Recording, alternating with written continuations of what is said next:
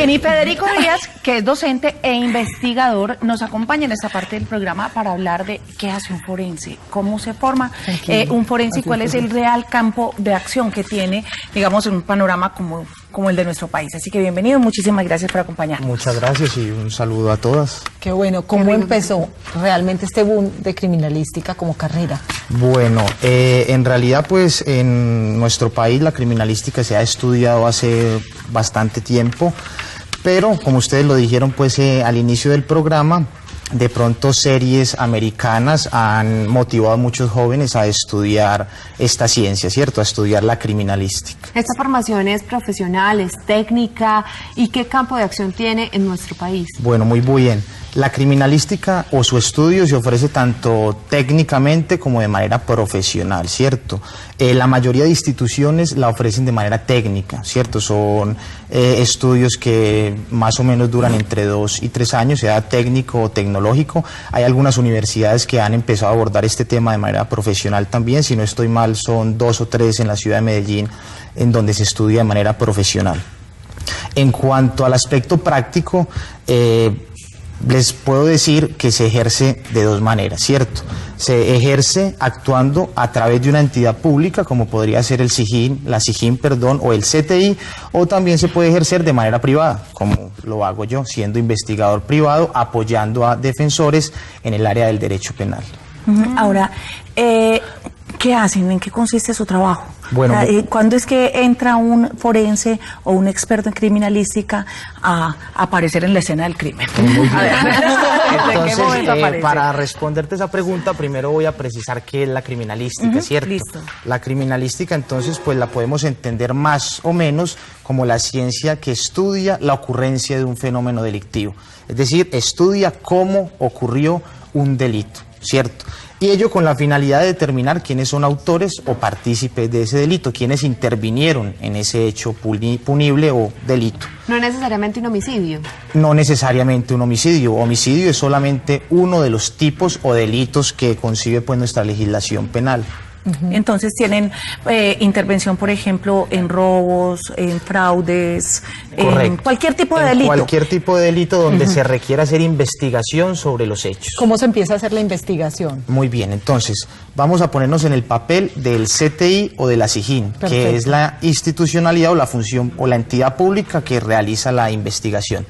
Los funcionarios del CTI o de la SIGIN, una vez tienen conocimiento de la ocurrencia de un hecho delictivo, pues deben desplazarse a ese lugar para procesar el lugar de los hechos. Ese lugar de los hechos es donde ocurrió el delito. Eso llegan y le ponen cintas en todas partes para que nadie correcto. lo contamine, ¿cierto? No es para que no contamine. Para que no altere. Muy bien, pues he visto muchas series. Es para proteger el lugar de los hechos, ¿cierto? Para proteger el lugar de los hechos, muy bien.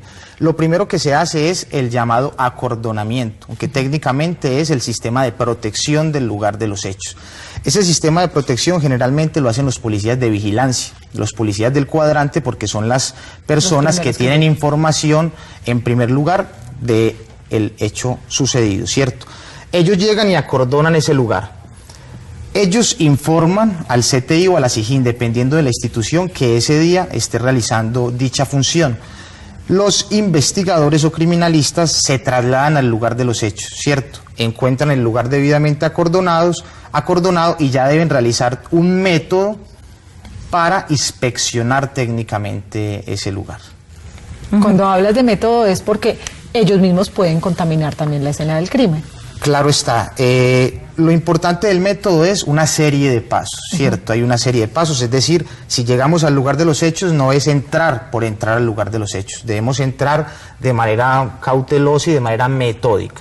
¿Cómo se entra al lugar de los hechos o cómo se procesa al lugar de los hechos, cierto? Entonces les decía, cuando llegamos al lugar de los hechos vemos que el lugar está debidamente acordonado. Entonces lo primero que hacemos es observar, ¿cierto? Observar qué evento pudo haber sucedido y qué elementos o evidencias relacionados con ese evento se presentan en ese lugar, ¿cierto?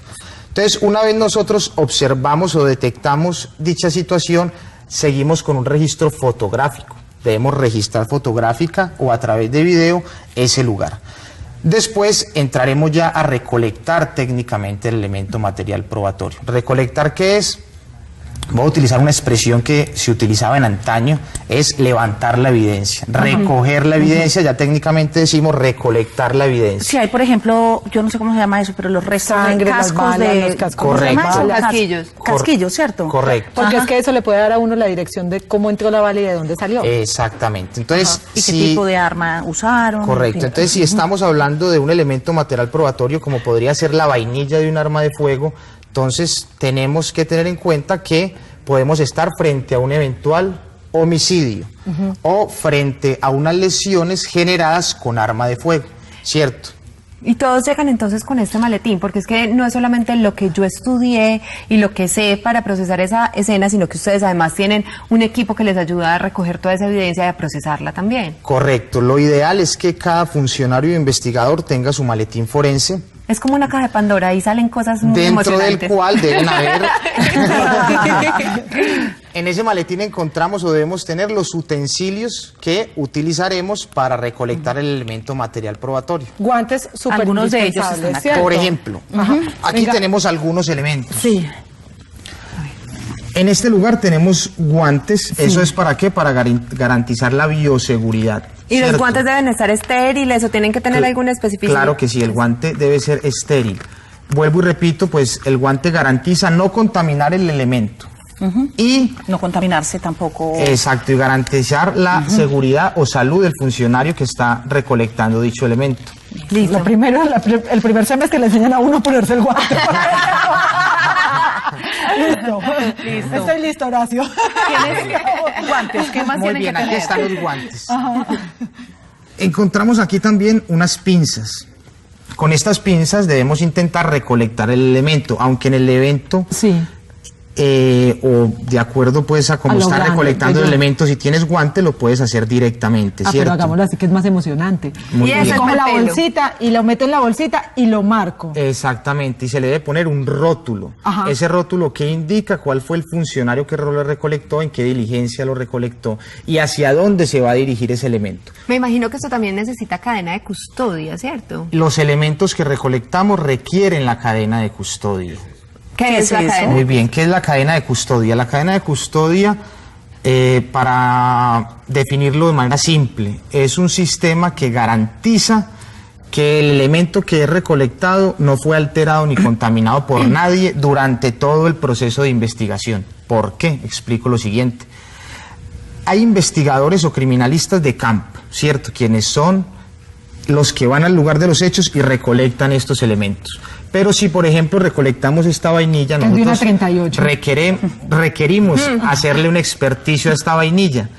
Esa vainilla, para que nos indiquen todos los datos sobre la misma, debemos enviarla al laboratorio. O sea que hay otros investigadores de laboratorio. Yo debo enviar al laboratorio esta vainilla en su respectivo contenedor. Como lo dijimos, podía ser una bolsa Ziploc, con el respectivo rótulo. El investigador que la recibe en el laboratorio debe indicar que la recibió y en qué estado la recibió. Entonces la cadena de custodia, en fin, ¿qué va a permitir? Que el juez, porque todos estos elementos van a ser sometidos a un juicio oral. El juez entonces tendrá seguridad o no de que el elemento fue alterado. Yo te voy a ¿para qué preguntar es? cosas como de la Sí, vida espera. ya práctica y real de un Sí. investigador.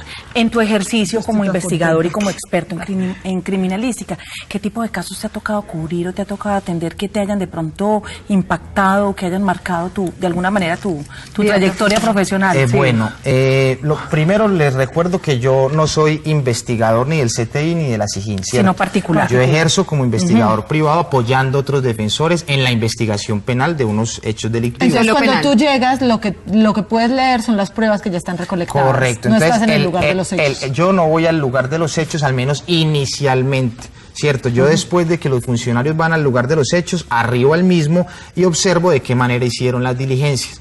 Sí. Obviamente, si requiero de un experticio técnico, yo puedo enviar los elementos que haya encontrado a cualquier laboratorio privado o a medicina legal. Generalmente lo hacemos con laboratorios privados por el tiempo, porque es mucho más rápido. Legal, con estaba un- más- la Pero oficina contame algo bien privada, emocionante correcto. de tu trabajo, porque es que eso suena muy emocionante. Bueno, te preguntaba sobre algún caso. Hay un pequeño problema y es de pronto que como yo ejerzo y trabajo para otros abogados defensores, Tiene que ser entonces siempre la prudencia ejercemos profesional. la defensa, correcto. Entonces yo hablarles de un caso específico sería de pronto tocar el tema de un tercero, de una persona.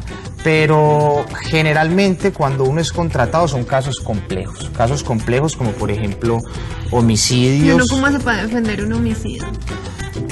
Bueno, Porque a veces no era esa persona, sino era otra también. hay que tener en cuenta algo, que yo estoy haciendo la investigación de unos hechos que presuntamente son delictivos, ¿cierto? La persona que ha sido vinculada a esa investigación tiene unos derechos y unos principios, entre ellos el de presunción de inocencia. Hasta que un juez no determine que él es responsable, esa persona se le considera inocente. Este es mi trabajo y yo pues debo hacerlo de la manera más ética posible. El trabajo mío no es juzgar, ¿cierto? El trabajo no mío dar- es ¿cuál? Realizar una investigación. Y te toca decirle, hermano, vea, ese caso está perdido. Hice toda la investigación y ese es más culpable. Bueno, obviamente hay muchos casos en los que uno realiza la investigación y le van surgiendo dudas frente a la inocencia de Declaraciones. pronto del cliente. No obstante, repito, mi trabajo tiene que ser lo más ético del mundo, tengo que ponerle la misma pasión, sea o no responsable la persona, ¿cierto? Entonces esos juicios de valor yo no los hago. No los puedes hacer. ¿Y es una carrera que recomendarías a muchos jóvenes que están saliendo o están empezando a buscar opciones profesionales? La recomiendo absolutamente. Si algún día tuviera un hijo, porque no lo tengo, me encantaría recomendarle como profesión la criminalística, obviamente haciendo muchas salvedades, ¿cierto? Porque la mayoría de personas que estudian esta ciencia, pues como lo dijimos ya, están guiados por las series de televisión. Entonces así. el aspecto práctico difiere mucho de la ciencia ficción, O ¿cierto? sea que vos no Entonces, tenés la Hammer cuadrada afuera. yo no tengo Yo que te estaba viendo lo más de bonito. No, pero es que sabes que eso es en todas las Yo no carreras, tengo pues. ni la Hammer ni los trajes de Armani. Sí, o es como los médicos de emergencia que uno dice, Claro. oh, como cuando George No, Clooney. Grey's Anatomy, pues, y uno dice, yo voy a ser médico, pero No, yo el médico no me va a enfermar más a menudo. No, salen todas peinadas y uno de turno sales, vea, con la ojera acá, con la lagaña. El aliento, yo Es le mejor digo, dicho, es de bueno, pasión, bueno. es muy analítico y es una carrera bonita, pero no es como Sí, la y acabas de televisión. decir algo que sí coincide mucho entre la práctica y la ciencia ficción y es la pasión, ¿cierto? Esto es una carrera sumamente apasionante. Yo creo que quien la estudia o quien empieza a estudiar, la termina y la ejerce es porque esto le apasiona, ¿cierto? Es una profesión que puede dar muy buenos réditos económicos, como por el contrario no los puede dar, dependerá del esfuerzo, la pasión y la dedicación con la que uno ejerza la profesión. Estás demasiado juicioso y ético hablando. A mí me gusta más el chisme. No, pero está súper chévere. La verdad que acabo de descubrir otra cosa que me hubiera gustado. ¿verdad? Muchísimas gracias, Federico, por acompañarnos y esto para tantos jóvenes que andan explorando también como caminos profesionales. Hoy queríamos contar como con esta opción y el testimonio de alguien que ejerce esta carrera. Gracias nuevamente. Una pausa pequeña y regresamos con más.